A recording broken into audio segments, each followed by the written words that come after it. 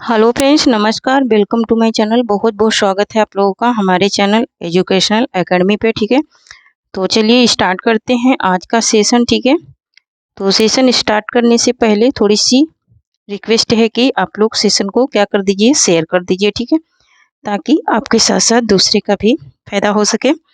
तो चलिए स्टार्ट करते हैं। आज का हमारा पहला क्वेश्चन है कि हिंदी काव्य धारा के संग्रहकर्ता साहित्यकार का नाम क्या है? हरप्रसाद शास्त्री, राहुल शंकरदयाल, डॉक्टर शहीदुल्लाह या फिर डॉक्टर प्रबोध चंद बागची। ठीक है, तो यहाँ पर इसका राइट आंसर हो जाएगा ऑप्शन नंबर बी। कौन है? राहुल शंकरदयाल है। ठीक है, नेक्स्ट क्वेश्चन देख लेते हैं। नेक्स्ट क्वेश्चन है हमारा कि चर्यापद के रचयिता हैं। ठीक है, चर्यापद के रचयिता कौन है ये पूछ रहा है। तो चर्यापद के रचयिता कौन है ये पूछ रहा है। ठीक है, तो यहाँ पर ऑप्शन नंबर ए है कि सरप्पा, लुइपा, सरपा या फिर कुकप्रिया। तो कौन से हैं? तो यहाँ पर इसका राइट आंसर हो जाएगा क्या? ऑप्शन नंबर सी हो जाएगा, सबरपा है। कौन है? सबरपा है। ठीक है, नेक्स्ट क्वेश्चन देख लेते हैं। नेक्स्ट है कि विद्यापति ने अपना कौन सा ग्रंथ मैथिली भाषा में लिखा? विद्यापति ने अपना कौन सा ग्रंथ मैथिली भाषा में लिखा है ये पूछ रहा है। पदावली, कीर्तिलता, गंगा वाक्यावली या फिर मणिमंजरी। ठीक है, तो यहाँ पर इसका राइट आंसर हो जाएगा पदावली। पदावली को इन्होंने किसमें लिखा है? किसमें लिखा है? मैथिली भाषा में लिखा है। ठीक है, नेक्स्ट क्वेश्चन देख लेते हैं। नेक्स्ट है कि 84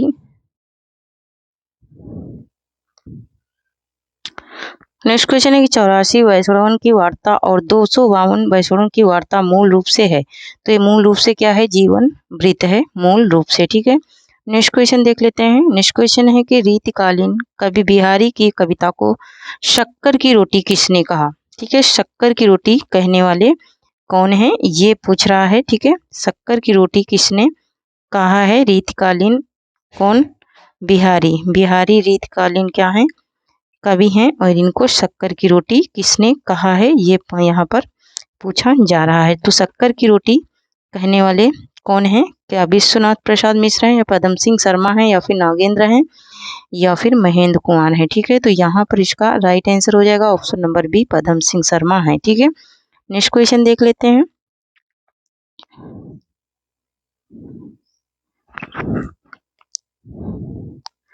नेक्स्ट क्वेश्चन है कि हिंदी पुनर्जागरण काल किसे कहा जाता है? हिंदी का पुनर्जागरण काल किसे कहा जाता है ये यहाँ पर पूछा जा रहा है। ठीक है, तो हिंदी का जो पुनर्जागरण काल है किसे कहा जाता है? तो भारतेंदु युग को कहा जाता है। ठीक है, नेक्स्ट क्वेश्चन देख लेते हैं। नेक्स्ट क्वेश्चन है कि लाश किस भाषा का शब्द है? फारसी का, अरबी का, पुर्तगाली का या फिर तुर्की का? ठीक है, तो यहाँ पर इसका राइट आंसर हो जाएगा ऑप्शन नंबर डी, ये तुर्की भाषा का क्या है? शब्द है। नेक्स्ट क्वेश्चन देख लेते हैं। नेक्स्ट एक निम्नलिखित में से किस कवि का उपनाम हितैषी है? ठीक है, कौन से कवि हैं जिसका उपनाम क्या है? हितैषी है। ये यहाँ पर क्या हो रहा है? पूछा जा रहा है। ठीक है, तो यहाँ पर हितैषी किस कवि का उपनाम है? ठीक है, तो यहाँ पर जो हितैषी है वो किस कवि का उपनाम है ये बात पूछी जा रही है। तो यहाँ पर जगदम्बा प्रसाद का क्या है? उपनाम है हितैषी। ऑप्शन नंबर यहाँ पर डी राइट हो जाएगा। ऑप्शन नंबर डी राइट हो जाएगा। जगदम्बा प्रसाद का उपनाम क्या है? हितैषी है। नेक्स्ट क्वेश्चन देख लेते हैं। नेक्स्ट क्वेश्चन है कि पारिजात महाकाव्य किसके द्वारा रचित है? पारिजात, ठीक है, हरिओद, सियाराम शरण गुप्त या फिर मैथिली शरण गुप्त या फिर श्रीधर पाठक। ठीक है, यहाँ पर इसका आंसर क्या हो जाएगा?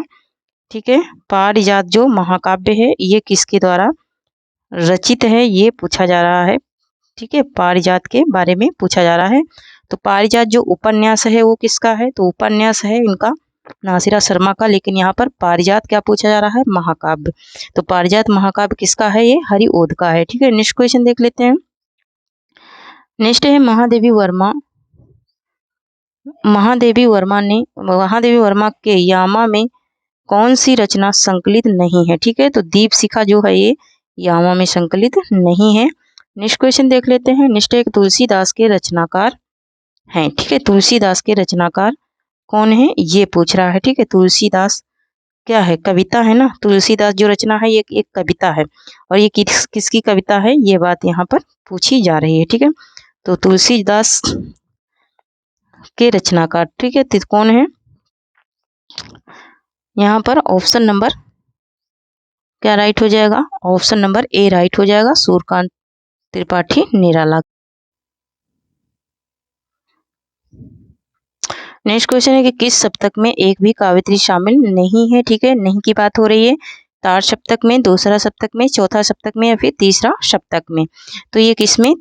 तार सप्तक में कोई भी काव्यत्री शामिल नहीं है। नेक्स्ट क्वेश्चन देख लेते हैं। नेक्स्ट है कि इनमें से किस कृति की रचना आधार कठोपनिषद से है, ठीक है। कौन सी कृति ऐसी है जिसका आधार कहाँ से लिया गया है? कठोपनिषद से लिया गया है, ठीक है। कठोपनिषद से कौन सी रचना का आधार लिया गया है ये बात यहाँ पर पूछी जा रही है। तो यहाँ पर जो आत्मजयी है, ठीक है, आत्मजयी की, ठीक है, आत्मजयी का आधार, ठीक है। नेक्स्ट क्वेश्चन देख लेते हैं। नेक्स्ट है कि निम्नलिखित में से कौन सी विशेषता नई कविता की नहीं है, ठीक है। क्षणवादिकता, बौद्धिकता, अतिशय वैयक्तिकता या फिर मार्क्सवादी दर्शन?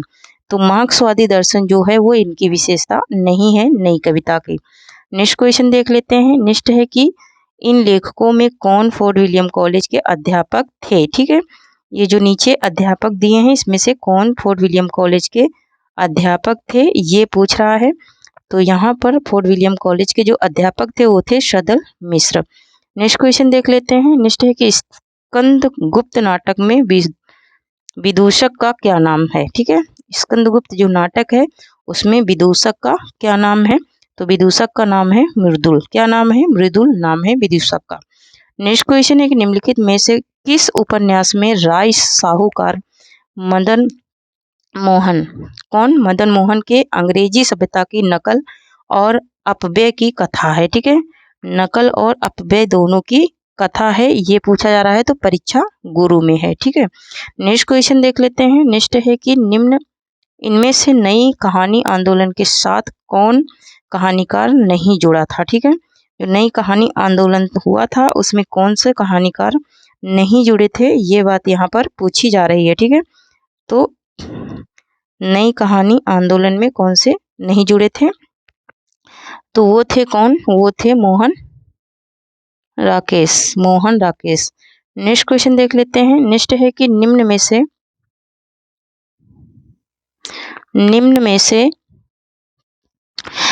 से कौन सा एक निबंध बाबू गुलाब राय का नहीं है, ठीक है। तो यहाँ पर चाबुक जो है बाबू गुलाब राय का नहीं है। बाकी जीवन पशु, मेरे मानसिक उपादान या फिर प्रकार प्रभाकर ये सारे हैं, ठीक है। नेक्स्ट क्वेश्चन है कि हजारी प्रसाद द्विवेदी का प्रथम निबंध संग्रह कौन सा है, ठीक है।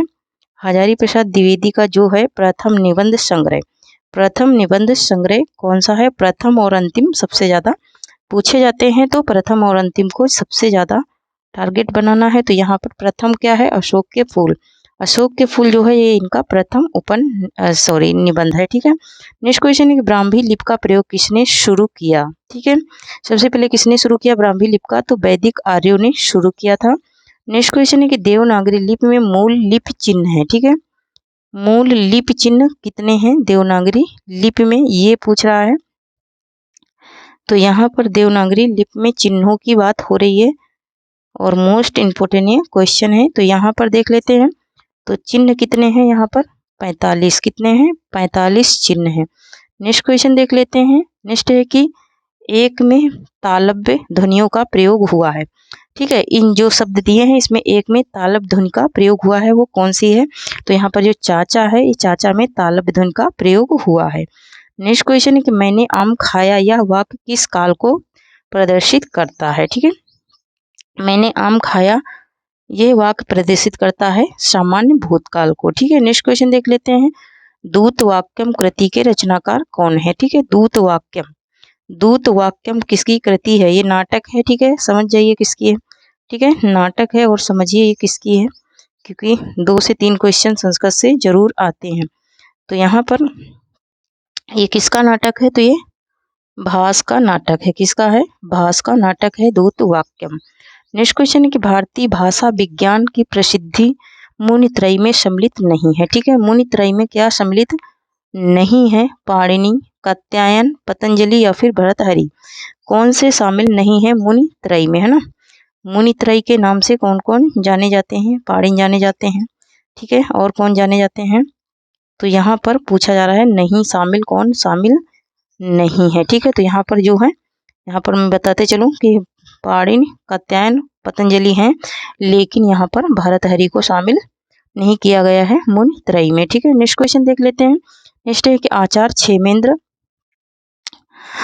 क्षेमेंद्र ने औचित्य के कितने भेद निर्धारित किए? ठीक है, औचित्य के कितने भेद? तो 27 भेद जिन्होंने निर्धारित किए। कितने? 27 भेद। ठीक है, नेक्स्ट क्वेश्चन है कि हिंदी साहित्य सम्मेलन के प्रथम सभापति कौन थे? ठीक है, हिंदी साहित्य सम्मेलन के प्रथम सभापति कौन थे? ये बात पूछी जा रही है। धनपति राय, मदन मोहन मालवीय या फिर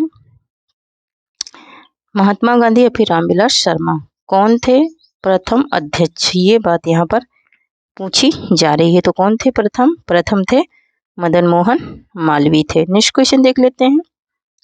नेक्स्ट क्वेश्चन हमारा कि बद्री नारायण चौधरी प्रेमधन द्वारा संपादित पत्रिका का नाम है। ठीक है, संपादित पत्रिका का नाम है आनंद कदापिनी। नेक्स्ट क्वेश्चन देख लेते हैं। नेक्स्ट है कि कही न जाए का कहिए आत्मकथा के लेखक हैं। ठीक है, तो इस आत्मकथा के लेखक कौन है? भगवती चरण वर्मा है। ठीक है, कौन है? भगवती चरण वर्मा है। तो थैंक यू फ्रेंड्स, आज के लिए इतना ही। तब तक के लिए जय हिंद, जय भारत। आप लोग पढ़ते रहें, हंसते रहें, मुस्कुराते रहें, सुस्त रहें, मस्त रहें, और जो लोग अभी तक चैनल से नहीं जुड़े हैं जुड़ जाएं। ठीक है, मैंने कहा कि सारी PDF आपको जून में मिलेंगी। ठीक है, क्योंकि अभी मैं PDF नहीं सेंड कर पा रही हूँ, थोड़ी सी प्रॉब्लम चल रही है। ठीक है, इसलिए मैं PDF नहीं दे पा रही हूँ, लेकिन आपको जून में सारी की सारी PDF मिल जाएंगी, जितने भी क्लास की PDF नहीं मिली है। ठीक है, तो आप लोग टेलीग्राम चैनल ज्वाइन कर लीजिए, उसमें आप लोगों को फ्री PDF मिल जाएंगी। थैंक यू, जय हिंद, जय भारत।